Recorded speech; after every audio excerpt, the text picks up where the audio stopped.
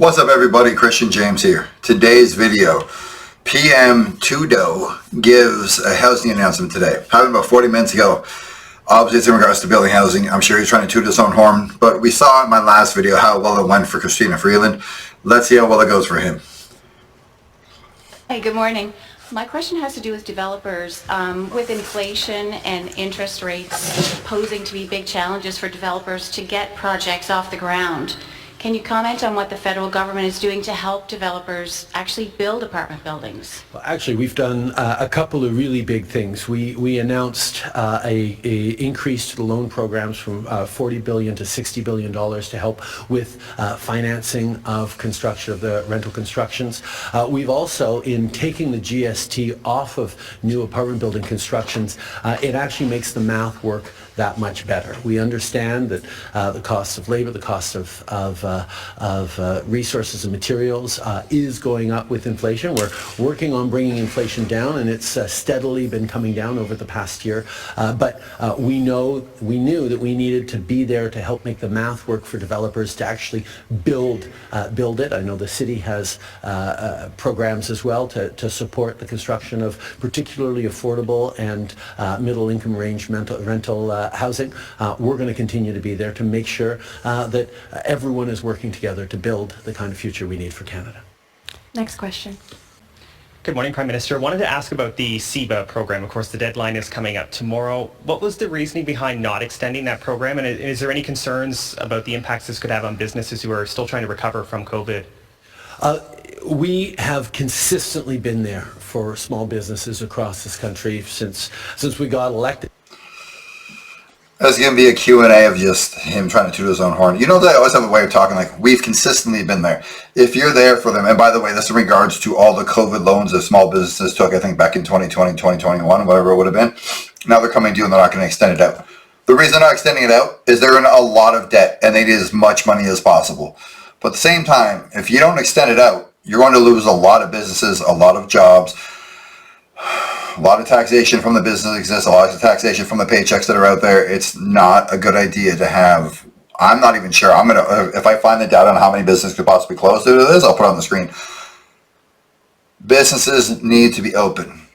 Canada used to be like 70% small businesses around the time COVID started. I'm not sure what it is now. Again, on the screen if I figure it out. But an economy of people just working for Amazon, Walmart, and mega businesses is not a good idea. Not everybody wants to work at McDonald's when they want to cook. Since 2015, where we lowered small business taxes, we've actually increased the capacity of small businesses to grow and still benefit from small business taxes. And during COVID, we knew we had to step up right away to support small businesses so people could keep their doors open, keep their employees on the payroll. We stepped up with significant supports, including direct help to Canadians, but also direct help to small businesses with the CEBA loans. We understand that things, even as the economy has bounced back from COVID, continue to be challenging, which is why we extended twice the repayment deadline for the CEBA loans, but we are now far enough from the pandemic that we do have to wrap up pandemic programs. Businesses have a number of different options if they're facing challenges around the CEBA loans. One is obviously, as the majority of businesses have done, they can repay the CEBA loan by the 18th and benefit from the forgiveness that comes with that. If they can't quite make it by the 18th, there are plenty of financial institutions who are there to give low-cost loans to be able to benefit those businesses as they continue to repay it over the coming years. Oh, so borrow money to pay back a debt that you only incurred because you shut down the damn country. Financial institutions, they still have 3 years to repay the entire body of the loan. So there are many different options out there, and as a government, we're going to continue to be there and look for ways to encourage small businesses that are the backbone of our communities, the backbone of our economy. We will continue to be there for them in many different ways, but pandemic supports, we all know, had to end at one point. In New Brunswick recently, there's been a lot of rhetoric about gender-affirming care, and the Premier is making a lot of comments about potentially scaling that back. I'm wondering if you're worried about that rhetoric and whether you're worried the province will scale back gender-affirming care. I think Canada is the best country in the world, in part because Canadians respect each other. And in Canada, people are free to be who they are, to love who Let's they make are. it no mistake, I don't respect people who Something mutilate children for the cost of a and buck. frankly, millions of Canadians will always stand to defend. Unfortunately, we are seeing in certain parts of the country, in certain political parties, try to instrumentalize divisions or intolerance into political advantage. We're a party that will always stand with everyone, be there to defend people's rights to be who they are, and I think that's something that all Canadians expect of their governments. We're a government that will always stand up for people's rights. Again, yes or no, he wouldn't say yes or no. They are trying to walk the thinnest line for everybody in the country. You're against it, you're not against it, you're for it, you're under review. It's one of those four answers. It seems like a lot of these reporters are reporters that Trudeau favors that are asking him questions. The French ones, you're not going to see those in this clip, but I've skipped over them. It's amazing the answers they're giving. Like they don't want to give any truthful answer at all about anything. It's the long-winded answer to circle back to the answer of nothing. Well, given the challenges that healthcare is facing across the country, and no surprise in New Brunswick, would you then scale back health transfers as you did with abortion should something come down the pipe? It is part of the federal government's responsibility to ensure that health care is provided to all citizens in the right way. We've recently put on the table hundreds of billions of dollars to improve healthcare services for all Canadians.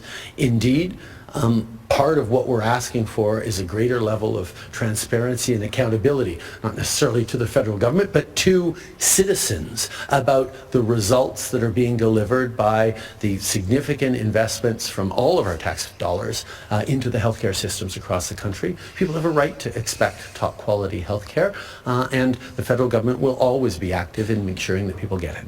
Next question. What the hell kind of answer was that? She asked about transitions and abortions, and then we end up with, we'll always make sure they get the best health care. But we're not. There's too long of wait times. There's inadequate services. There's years and years of backlogs of surgeries and whatnot due to COVID. Like, they just say the answer that they sound the best saying, not realizing the rest of us watching are not fucking morons. Morning. My question is about Robert Mailman and Walter Gillespie. These are two gentlemen who just were wrongfully convicted of murder. Your Justice Minister had a part of that starting. There's been some apologies offered. There has been some lukewarm response of a review, but there hasn't been much said about compensation. What can you say about compensation for these two gentlemen? Is it a priority, keeping in mind that these are older gentlemen and one has just been diagnosed with terminal cancer? Obviously, we take this situation extremely seriously. We're going through the appropriate steps right now. I'm not going to comment more than that, but I can tell you that the Justice Minister is seized with this, and we will be looking at all different options. Last question. Hi, Mr. Prime Minister.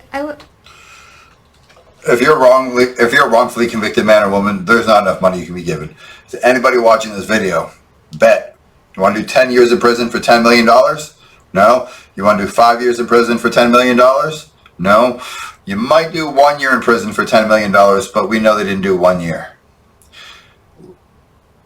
Time is the most valuable thing you'll ever have in life. And no matter how much money you're given, that's something nobody can ever give you back.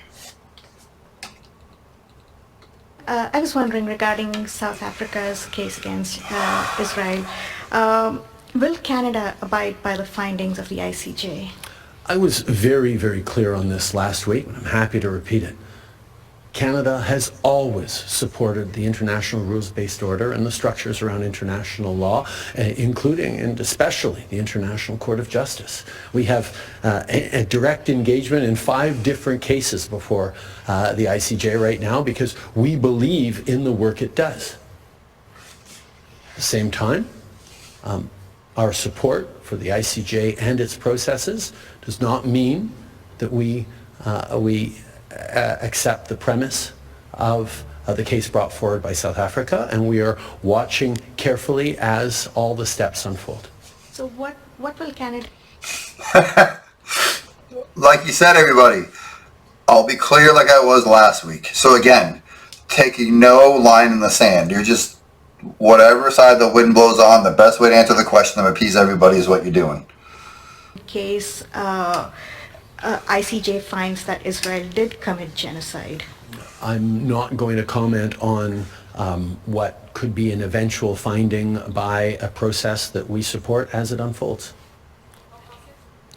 Je ne vais pas commenter sur des décisions qui pourraient être prises par... All right, everybody, that's it for the English portion. Like, comment, subscribe, tell me I'm right, tell me I'm wrong, tell me whatever you think. But again, some softball questions, every answer is terrible. Every answer is absolutely terrible. Not yes, not no, not maybe, not direct, not anything that's useful to us. Again, like, comment, subscribe. I'm out. Have a good day.